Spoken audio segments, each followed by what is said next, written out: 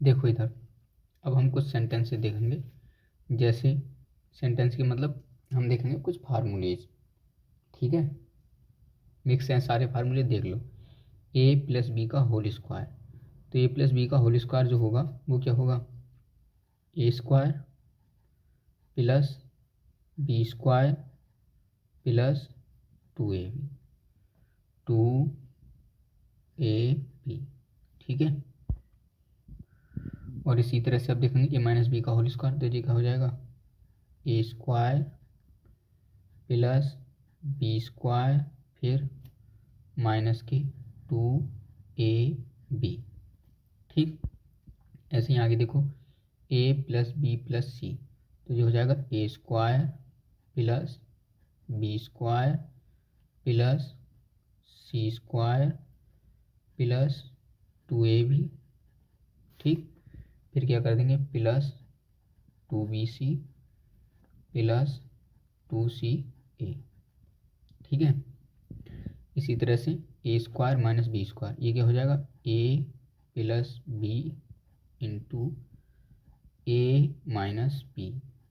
इसी तरह से ए की क्यू प्लस बी की क्यू, ये क्या हो जाएगा, ए प्लस बी ब्रैकेट बंद A square minus A B plus B square.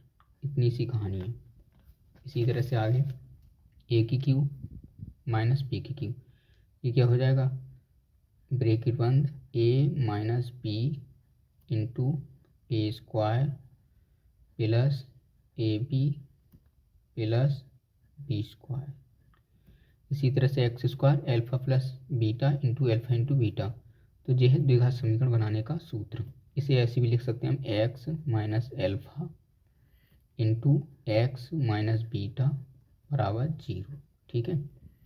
इसी तरह से हमारे विभक्त का सूत्र क्या होता है, डी बराबर बी स्क्वायर माइनस के 4ac, ठीक है। अगर डी इस तरह से है, डी बड़ा है 0 से, तो मूल कैसे होते हैं, वास्तविक। कैसे होते हैं, वास्तविक। अगर डी बराबर है 0 के, तो मूल कैसे होते हैं, बराबर। सही। अगर डी ऐसा है, डी छोटा है 0 से, तो मूल कैसे होंगे, काल्पनिक। कैसे होंगे, काल्पनिक, ठीक है। अब उसके बाद हम देखेंगे जैसे कुछ त्रिकोणमितीय सूत्र होते हैं। जैसे साइन थीटा, ये किसके होता है, 1 कोसेक थीटा। उसी तरह से कोसेक थीटा, ये किसके बराबर होता है, 1 साइन थीटा। उसी तरह से टेन थीटा, टेन थीटा, ये किसके होता है, 1 कॉट थीटा। इसी तरह से सेक थीटा, सेक थीटा, ये किसके होता है, 1 कॉस थीटा। इसी तरह से कॉस थीटा बराबर क्या होगा, 1 सेक थीटा। और सेक थीटा बराबर क्या हो जाएगा, 1 सेक थीटा बराबर क्या हो जाएगा, 1 कॉस थीटा। और ऐसे ही कुछ और हैं, जैसे टेन थीटा, तो टेन थीटा बराबर क्या होगा, sine theta upon cos theta. उसी तरह से कॉट थीटा बराबर हो जाएगा cos theta upon sine theta. और ये भी होते हैं साइन थीटा बराबर क्या होता है, लंब बटे कर्ण। कॉस थीटा बराबर आधार बटे कर्ण। टेन थीटा बराबर लंब अपॉन आधार। उसी तरह से कॉट थीटा बराबर हो जाएगा आधार अपॉन लंब। उसी तरह से सेक थीटा बराबर कर्ण अपॉन आधार। उसी तरह से कोसेक थीटा, कोसेक थीटा बराबर हो जाएगा कर्ण अपॉन लंब, ठीक है। अब आगे कुछ और सूत्र हैं, जैसे sine square theta, sine square theta plus cos square theta बराबर होता है 1। उसी तरह से हमारा अगला कोसेक स्क्वायर थीटा माइनस के कॉट स्क्वायर थीटा बराबर क्या होता है, 1। उसी तरह से सेक स्क्वायर थीटा माइनस के टेन स्क्वायर थीटा बराबर क्या होता है, 1, ठीक है। अब कुछ और सूत्र होते हैं, जैसे कुछ और सूत्र होते हैं, सही है। कुछ और सूत्र होते हैं, जैसे साइन ए प्लस बी है, साइन ए प्लस बी बराबर क्या हो जाएगा, sine A into cos B plus cos A into sine B. उसी तरह से sine A minus B, sine A minus B बराबर क्या हो जाएगा, sine A into cos B plus cos A into sine B. ठीक है, इतने क्लियर हो गए। अब देखेंगे जैसे इंटर के कुछ फॉर्मूले अवकलन के, तो उनके बारे में समझेंगे। जैसे D upon D X into x, तो इसकी जो वैल्यू आती है डिफरेंशियल वो आती है 1। कितनी आती है, 1। ठीक है, अगर मान लो D upon D X into X की पावर एन है, तो इसकी जो वैल्यू आ जाएगी वो आ जाएगी एन एक्स की पावर एन माइनस 1। अगर इस तरह से D upon D X into E की पावर एक्स, तो ये हो जाएगा कितना, ई की पावर एक्स। ठीक है, इसी तरह से D upon D X into C की वैल्यू कितनी होती है, 0। कितनी होती है, 0। उसी तरह से D upon D x first plus minus second, यानी कि कोई पहला फलन है फिर दूसरा है, तो उन्हें डिफ्रेंशिएशन का सेम होगा। डी अपॉन डी एक्स पहले फर्स्ट का डिफ्रेंशिएशन करेंगे, फिर प्लस, तो प्लस है तो प्लस लगाएंगे, फिर D upon D x second का करेंगे। अगर माइनस है तो माइनस लगाएंगे, फिर D upon D x second का करेंगे। सही है। इसी तरह d upon D x first into second, differentiation of first into second, दो पद आपस में गुणा में है, तो पहला पद ऐसे ही छोड़ देंगे, डिफ्रेंशिएशन करेंगे सेकंड का, फिर सेकंड, फिर डिफ्रेंशिएशन करेंगे फर्स्ट का। ठीक है, सेकंड ऐसा ही रख देंगे, डिफ्रेंशिएशन करेंगे फर्स्ट का। यहाँ पे ये मल्टीप्लाई का चिन्ह है, सही है, इंटू। इस तरह d upon D x first upon second, दो पद एक दूसरे के किस में, भाग में, फर्स्ट अपॉन सेकंड। ठीक है, तो यहाँ पे क्या करेंगे, पहले हम सेकंड को ऐसे ही छोड़ देंगे, फिर क्या करेंगे, डी अपॉन डी एक्स करेंगे फर्स्ट का, फिर यहाँ लगा देंगे हम प्लस, फिर फर्स्ट ऐसे ही छोड़ देंगे, फिर डी अपॉन डी एक्स करेंगे किसका, सेकंड का। यहाँ पे प्लस लगाएंगे, क्या लगाएंगे, यहाँ पे लगा देंगे D upon D x first, D upon D x second plus second, यहाँ पर भी plus second, first D upon D x second upon कर देंगे सेकंड की पावर 2। कितनी कर देंगे, 2। Second D upon D x first minus first D upon D x, शायद माइनस होता है यहाँ पे। ठीक है, यहाँ पे माइनस होता है, minus first D upon D x second upon second की पावर 2। इसी तरह से D upon D x sine x, तो इसकी जो वैल्यू होती है वो कितनी होती है, कॉस एक्स। कितनी होती है, कॉस एक्स। इसी तरह d upon D x cos x, इसकी जो वैल्यू होती है वो होती है माइनस की साइन एक्स। इसी तरह से D upon D x tan x, इसकी वैल्यू कितनी होती है, सेक स्क्वायर एक्स। इसी तरह से D upon D x cot x, इसकी जो वैल्यू होती है वो कितनी होती है, माइनस के कोसेक स्क्वायर एक्स।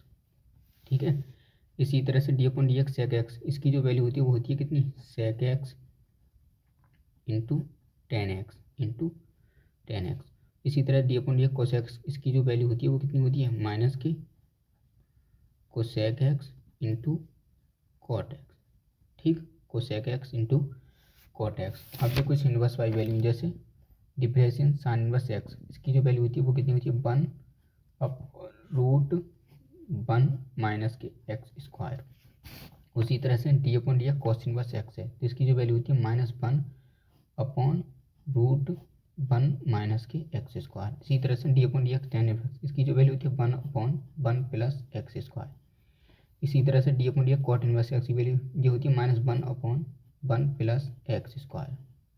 ठीक है, उसी तरह d upon D x second inverse X, इसकी जो वैल्यू होती है 1 upon x into x square minus की 1। D upon D x cos inverse X, इसकी जो वैल्यू आएगी वो आएगी -1 upon x into x square minus की 1। अब जियोमेट्री के कुछ सूत्र हैं, जैसे बेलन है, तो बेलन का क्षेत्रफल या वक्र पूछे तो वो होता है 2πr/h।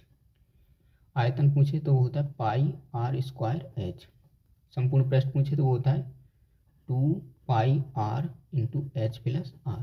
बेलन का वक्र क्या होता है, 2πr/h। सही है। अब बात है शंकु कोनिक की, तो कोनिक का जो वक्र पृष्ठ होता है वो होता है πr/l, संपूर्ण पृष्ठ πr into l plus r। शंकु का आयतन होता है पाई 1/3πr²h। सही है, πr²h। कुछ और सूत्र हैं वो भी देखेंगे। अब देख, जैसे विषमबाहु त्रिभुज है, तो विषमबाहु त्रिभुज में जो भुजाएं होती हैं वो कैसी होती हैं, अलग अलग होती हैं। यहाँ पे ए बी सी, ये तीनों अलग अलग भुजाएं। ठीक है, तो विषमबाहु त्रिभुज का जो क्षेत्रफल होगा वो होगा root S into S minus A into S minus B into S minus C. और दूसरा सूत्र जो होगा वो होगा 1/2 आधार गुणा ऊंचाई। ये विषमबाहु त्रिभुज का है। सही है। उसी तरह विषमबाहु त्रिभुज का जो परिमाप होता है वो होता है ए प्लस बी प्लस सी, तीनों भुजाओं का योग। अर्ध परिमाप होगा ए प्लस बी प्लस सी बटा 2। और ये एस की जो वैल्यू होती है वो यही होती है, ए प्लस बी प्लस सी बटा 2। अब बात करेंगे हम समबाहु त्रिभुज की। तो समबाहु त्रिभुज में तीनों भुजाएं कैसी होती हैं, बराबर, प्रतिकोण 60 डिग्री। तो समबाहु त्रिभुज का जो क्षेत्रफल होगा 1/2 आधार गुणा ऊंचाई। फिर इसका जो दूसरा सूत्र है वो होता है √3/4 इंटू ए की पावर 2। समबाहु त्रिभुज का परिमाण होता है 3a, तो समबाहु त्रिभुज की ऊंचाई पूछे तो √3/2 इंटू ए। अब बात करेंगे समकोण त्रिभुज। तो समकोण त्रिभुज में सबसे बड़ी भुजा कर्ण होती है, नीचे वाली भुजा को आधार कहते हैं, और ये लंबवत परपेंडिकुलर भुजा को कहते हैं लंब। सही है। तो समकोण त्रिभुज का जो परिमाप आएगा वो आता है 1/2 आधार गुणा ऊंचाई, और समकोण त्रिभुज का जो क्षेत्रफल आएगा वो 1/2 आधार गुणा ऊंचाई। सही है। समकोण त्रिभुज का परिमाप लंब प्लस कर्ण प्लस आधार, यानी तीनों भुजा का योग। तीनों भुजाओं ने ऐड कर लेंगे। समकोण त्रिभुज का कर्ण आ जाएगा √L² प्लस A²। अब बात आई समद्विबाहु त्रिभुज की। तो समद्विबाहु त्रिभुज का जो क्षेत्रफल होता है वो होता है b/4 इंटू √4a² माइनस के b²। क्योंकि इसमें दो भुजाएं बराबर होती हैं, तो जो b/4 कर देंगे, एक भुजा का 4a² के हिसाब से रूट चढ़ा के 4a² माइनस के b²। समबाहु त्रिभुज का जो परिमाप होगा वो होगा 2a प्लस b। समबाहु त्रिभुज की ऊंचाई होगी वो √4a² माइनस के b²/2। अब उसके बाद देखेंगे अर्धवृत्त। अर्धवृत्त की परिधि जो होती है वो होती है πr प्लस 2r, और अर्धवृत्त का क्षेत्रफल होता है 1/2 πr²। उसके बाद देखेंगे शंकु। तो शंकु में देखो ये भुजा जो होती है लंबवत उसे कहते हैं h, और जो भुजा इधर है वो उसे l, और ये नीचे वाली त्रिज्या r होती है। समबाहु शंकु के संपूर्ण पृष्ठ का क्षेत्रफल होता है πr into l plus r। शंकु के वक्र पृष्ठ का क्षेत्रफल होता है πrl, और शंकु का जो आयतन होता है 1/3 πr² h। शंकु की तिर्यक ऊंचाई होती है l √r² प्लस h²। शंकु की ऊंचाई हो जाएगी l² माइनस के r²। शंकु की त्रिज्या हो जाएगी l² प्लस h²। सही है। l² plus h²। त्रिज्या, शंकु की त्रिज्या, शंकु की त्रिज्या ये वाली, ठीक है। तो ये r l² plus h², l² minus के h² होगा। सही है। l² माइनस के h²। उसी तरह से शंकु के बाद बेलन। तो बेलन में जो परपेंडिकुलर लंबाई होती है उसे बोलते हैं h। बाकी वही चीज़ें। बेलन का आयतन होता है πr²। बेलन के वक्र पृष्ठ का क्षेत्रफल 2πr h। बेलन का संपूर्ण पृष्ठ 2πr into r plus h। उसके बाद देखेंगे बेलन के दोनों सतहों का क्षेत्रफल होता है 2πr²। बेलन खोखले बेलन का वक्र पृष्ठ होता है 2πr into r1 plus r2, और खोखले बेलन का आयतन होता है πh इंटू r1² माइनस के r2²। खोखले बेलन का संपूर्ण पृष्ठ होता है 2πh r1 plus r2 plus 2π r1² minus के r2²। अब बात करेंगे हम किसकी, वर्ग की।